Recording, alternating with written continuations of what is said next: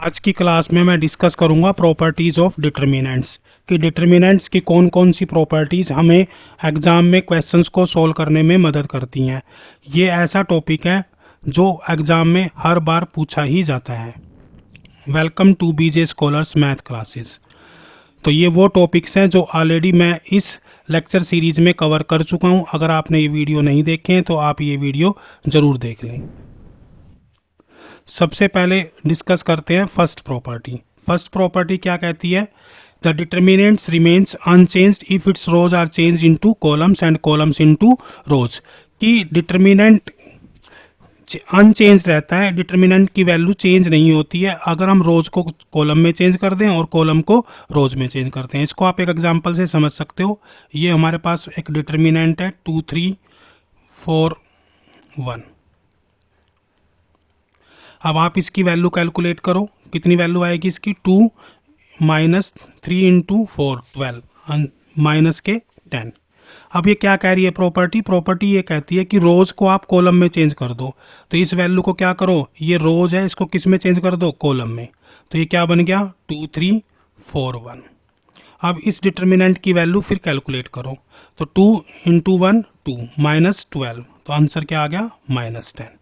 तो सिंपल सी बात यह है कि अगर आप किसी डिटर्मिनेंट की रोज को कॉलम में चेंज कर दो तो उस डिटर्मिनेंट की वैल्यू चेंज नहीं होती है। इसमें ध्यान रखने वाली बात यह है कि ये प्रॉपर्टीज हमें डिटर्मिनेंट को सोल्व करने में हेल्प करेगी। किसी भी एग्जाम में डायरेक्ट प्रॉपर्टी नहीं पूछी जाती है कि पहली प्रॉपर्टी बताओ, दूसरी बताओ या तीसरी प्रॉपर्टी बताओ। तो आपको ये प्रॉपर्टीज एग्जाम में क्वेश्चन सोल्व करने में हेल्प करेंगी। नेक्स्ट प्रॉपर्टी क्या कहती है? If all the elements of a row और column are zero then the determinant is zero. आपको एक डिटर्मिनेंट लिख लेते हैं 2 1 0 0।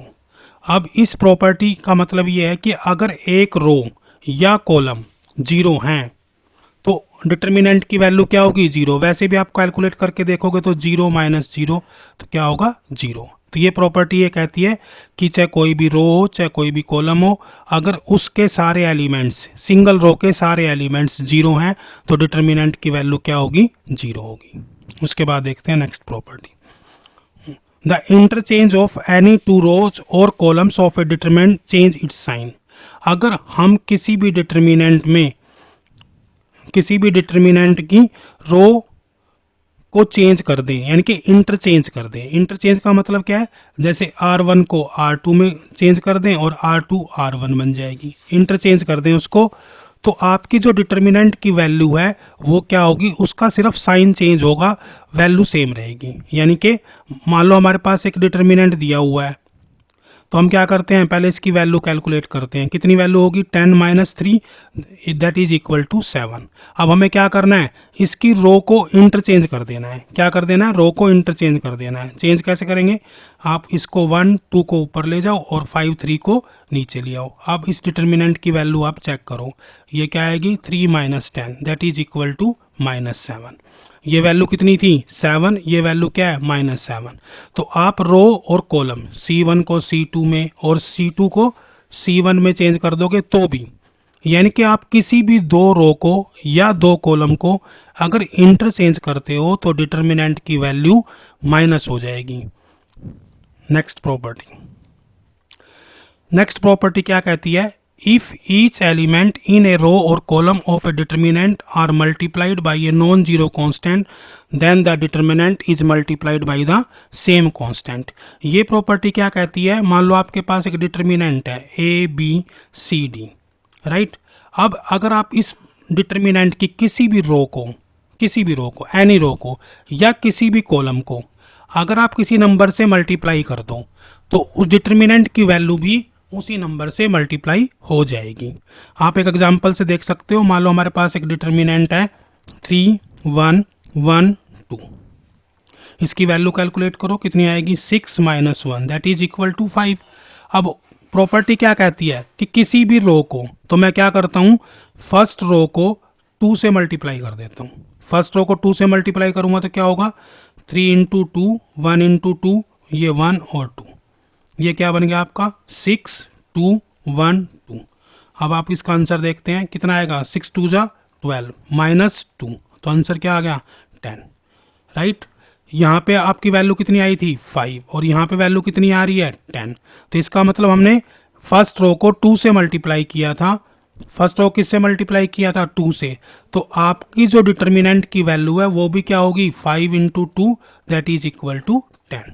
आप सम्स को जब सोल्व करेंगे इन प्रॉपर्टीज को डायरेक्ट यूज कर सकते हो और ये हमें सम सोल्व करने में बहुत ज़्यादा हेल्प करेंगे। इसमें एक और ध्यान रखने वाली बात है कि मान लो आपने 2 कॉलम को या 2 रो को मल्टीप्लाई कर दिया, यही हम एग्जांपल ले लेते हैं 2 1। अब इसमें क्या किया आपने, रो 1 को भी 2 से मल्टीप्लाई कर दिया और रो 2 को भी 2 से मल्टीप्लाई कर दिया, तो अब क्या होगा, आपकी जो मैट्रिक्स की वैल्यू है वो 2 × 2 के साथ मल्टीप्लाई हो जाएगी। यानी कि अगर एक रो को 2 से मल्टीप्लाई करते हो, दूसरी रो को भी 2 से मल्टीप्लाई करते हो, तो आंसर में 2 से मल्टीप्लाई नहीं होगा बल्कि किससे होगा 4 से। आप करके देख लो, इसकी वैल्यू कितनी आई देखो 3 - 2, इसकी वैल्यू आई 1। अब हम क्या करते हैं कि इसको रो 1 को 2 से मल्टीप्लाई करते हैं, रो 1 को 2 से मल्टीप्लाई करेंगे तो क्या आएगा 6 फिर 2, फिर इसको भी रो 2 को भी मल्टीप्लाई कर देते हैं, तो यहाँ पे क्या आएगा 2 2 जा 4 और 2 1 जा 2। अब इसको कैलकुलेट करते हैं तो वैल्यू कितनी आएगी 12 - 8 दैट इज इक्वल टू 4। पहले हमारी वैल्यू कितनी आई थी 1, अब कितनी वैल्यू आ गई 4, तो इसका मतलब क्या हुआ, हमारा ये वैल्यू 4 से मल्टीप्लाई होगी। तो इस प्रॉपर्टी में आपको ध्यान रखना है कि आप किसी भी रो को, जिस भी रो के सारे एलिमेंट्स को जिस भी नंबर से मल्टीप्लाई करोगे, डिटर्मिनेंट की वैल्यू उतनी ही मल्टीप्लाई हो जाएगी। अब देखते हैं हम नेक्स्ट प्रॉपर्टी। अब नेक्स्ट प्रॉपर्टी क्या कहती है, if each element of a row और column is expressed as sum of 2 or more terms then the determinant can be expressed as a sum of 2 or more determinants. अब हमारे पास एक determinant दिया हुआ है, जैसे ऐसे दिया हुआ है a + b c d, फिर लिखा हुआ है b + d a b, फिर लिखा हुआ है c + f a b, right. तो इसमें क्या होगा कि मान लो कोई प्रॉपर्टी ऐसे दी हुई है, if each element of a row और column is expressed of sum of 2। देखो यहाँ पे मैंने 2 टर्म लिखी हैं 1 2 3, तो इसी तरह से यहाँ पे 2 टर्म की बजाय ज़्यादा भी हो सकती है, और ये टर्म्स रो की बजाय किस में भी हो सकती है, कॉलम्स में भी हो सकती हैं। यानी कि कॉलम में भी ऐसे हो सकता है, जैसे ये मैंने कॉलम में लिखे सॉरी, इसी तरह से रो में भी हो सकती है। रो में ऐसे हो जाए a + b b + c c + d, और फिर यहाँ पे लिखा हो d e f g h i। तो हम क्या कर सकते हैं, इस डिटर्मिनेंट को इस तरह से रिप्रेजेंट कर सकते हैं, यानी कि इसको 2 डिटर्मिनेंट में ब्रेक कर लेंगे। कैसे लिखेंगे, पहला डिटर्मिनेंट हम लिखेंगे a b c c a d b b, और दूसरा डिटर्मिनेंट कैसे लिखेंगे, बीच में प्लस डाल के ऐसे लिखेंगे इसको b d f c a फिर d b b, राइट। कहने का मतलब ये है कि अगर किसी भी डिटर्मिनेंट में कोई भी रो या कोई भी कॉलम अगर उसको 2 वैल्यू में सम करके दिया हुआ है, तो हम उसको 2 डिटर्मिनेंट में चेंज कर सकते हैं। पहले में फर्स्ट वैल्यू ले लेंगे, बाकी एलिमेंट सेम रहेंगे, फिर हम दूसरा रो ले लेंगे, फिर बाकी एलिमेंट फिर हमारे सेम रहेंगे, राइट। तो ये बहुत ही इंपॉर्टेंट प्रॉपर्टी है। इसमें आपको सिर्फ इतना ही ध्यान रखना है कि आप एक डिटर्मिनेंट को 2 3 या 4 डिटर्मिनेंट में चेंज कर सकते हो, जैसा वहाँ पे सम ऑफ 2 और मोर टर्म्स का दिया हुआ हो, उसी हिसाब से आप इसको चेंज कर सकते हैं। The next property is if any 2 rows or 2 columns are identical then the value of the determinant is 0। अगर किसी भी डिटर्मिनेंट की 2 रो या 2 कॉलम सेम हैं, तो उस डिटर्मिनेंट की वैल्यू क्या होगी 0 होगी। ये प्रॉपर्टी नंबर 7 है। तो इसमें देख लेते हैं, हमारे पास एक डिटर्मिनेंट दिया हुआ है 2 2 2 3 4 5 6 7, फिर लिख दिया 2 3 4। अब इसमें अगर आप ध्यान से देखेंगे तो पहली रो और थर्ड रो क्या है, सेम है, तो इस डिटर्मिनेंट की वैल्यू क्या आएगी 0। तो ये प्रॉपर्टी क्या कहती है कि इफ एनी टू रोज यानी कि कोई भी दो रो या दो कॉलम सेम है तो डिटर्मिनेंट की प्रॉपर्टी क्या होगी, डिटर्मिनेंट की वैल्यू क्या होगी, 0 होगी। इसको हम इवेलुएट करके देख सकते हैं। इसको इवेलुएट करते हैं तो सबसे पहले 2, फिर क्या होगा, इसको इससे मल्टीप्लाई करेंगे 24 माइनस 21 माइनस 3, फिर इस वैल्यू को ले लेंगे 5 इंटू 4 20 और 7 इंटू 2 माइनस के 40, फिर लास्ट ले लेंगे 4, इसमें देखेंगे 5 3 जा 15 माइनस 6 2 जा 12, सोल्व करो इसको। 2 24 में से 24 से 21 गए, कितने बचे 3 माइनस के 3 और यहाँ पे कितना बचा 6, फिर यहाँ पे क्या बचा प्लस के 4 इंटू में 3, तो ये कितना हो गया 6 माइनस 18 प्लस में 12, तो ये सारा कट जाएगा तो वैल्यू क्या आ गई 0। तो ये प्रॉपर्टी बहुत ही इंपॉर्टेंट प्रॉपर्टी है कि अगर किसी भी डिटर्मिनेंट के दो कॉलम या दो रो सेम है तो उस डिटर्मिनेंट की वैल्यू क्या होगी 0 होगी। कोई भी दो रो या दो कॉलम, जैसे मैंने इसमें रो दो सेम ली हैं तो आप इसी तरह से दो कॉलम चेक कर सकते हो, कोई भी दो कॉलम आप इसको चेंज कर सकते हैं। उसके बाद देखते हैं next property, the determinants remains unchanged if to each element of any row और column be added some multiple के। अब जैसे मान लो कोई आपके पास डिटर्मिनेंट दिया हुआ है A B C D E F G H I, right.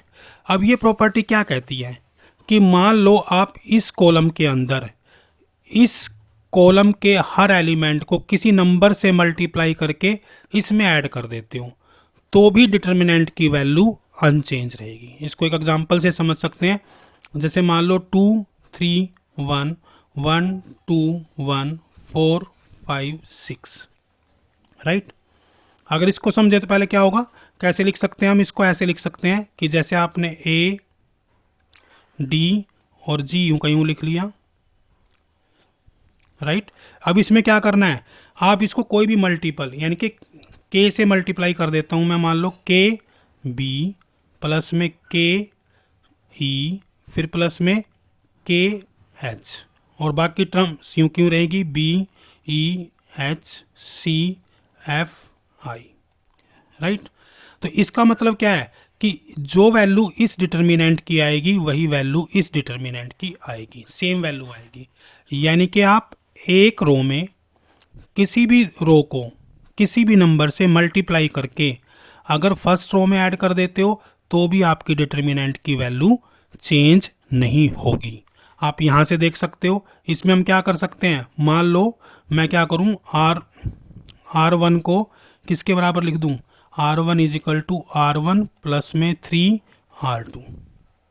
अब कैसे लिखना है मेरे को, R1 में क्या है 2 और इसमें 3R2 कर देना है। 3R2 का मतलब इसको 3 से मल्टीप्लाई करके, तो आपका ये क्या बन गया 2 प्लस 3, यहाँ पे क्या बनेगा 3 प्लस 6 और यहाँ पे क्या बनेगा 1 प्लस 3 और बाकी आपको सेम रखनी है 1 2 1 4 5 6।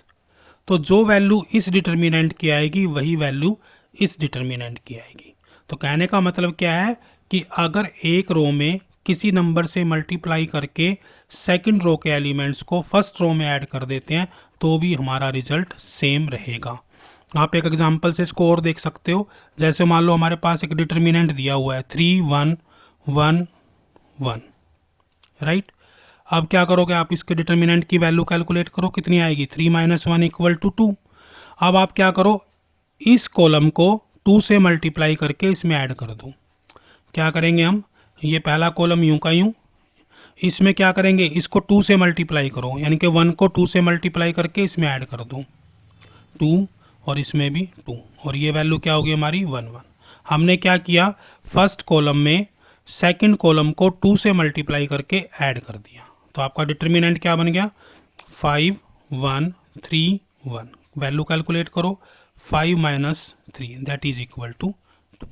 तो ये 6 की 6 प्रॉपर्टी आपको क्वेश्चन हेल्प करने में सोल्व करने में हेल्प करेगी। हाँ, यहाँ पे एक बात आपको जरूर ध्यान रखनी है कि k की वैल्यू 0 नहीं होनी चाहिए। k क्या नहीं होना चाहिए 0, बिल्कुल भी नहीं होना चाहिए, K0 नहीं होना चाहिए। तो ये 6 की 6 प्रॉपर्टी आपको ध्यान रखनी है, पहली प्रॉपर्टी से लेकर 6 की 6 प्रॉपर्टी। ये सभी प्रॉपर्टी आपको क्वेश्चन सोल्व करने में बहुत ज़्यादा हेल्प करेंगी और इसकी मदद से आप किसी भी क्वेश्चन को बहुत जल्दी सोल्व कर पाएंगे। अगर आपको ये पढ़ाने का भी अच्छा लग रहा है तो आप हमारे चैनल को ज़रूर सब्सक्राइब करें। Thank you, thank you, thank you.